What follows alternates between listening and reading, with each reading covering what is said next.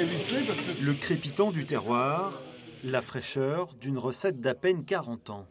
La marmite sartoise est une sorte d'ovni culinaire, loin des rillettes multiséculaires. La recette est née à Brulon en 1977, dans les cuisines de cet homme, Claude Auréal. Il l'a sortie de l'anonymat pour mettre en avant la diversité des produits locaux. On voit qu'il y a du poulet, c'est le poulet de Loué. Le lapin, c'était la volaille si on peut dire la volaille du dimanche. Il y a beaucoup, dans toutes les fermes, il y avait du lapin. Le porc, on élève du porc. Les champignons, on a des champignonnières un peu partout. Sans oublier le janière, la crème fermière et l'huile de noix, pas forcément locale, mais incontournable. L'huile de noix, c'est ce qui lui donne tout son goût qui est bien particulier.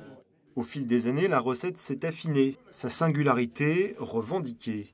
Depuis la semaine dernière, voilà la marmite déposée, protégée auprès de l'Institut national de la propriété industrielle, l'INPI. Par exemple, là, elle est faite avec le Janière, donc un vin de notre région, et on ne voulait pas qu'elle se retrouve avec un autre vin. Donc en la protégeant, on a un droit de regard dessus, on ne veut pas l'interdire du tout. Au contraire, plus elle sera vendue et portée dans la France, ça nous fera plaisir, mais en respectant la recette traditionnelle comme vous l'avez vu ce matin.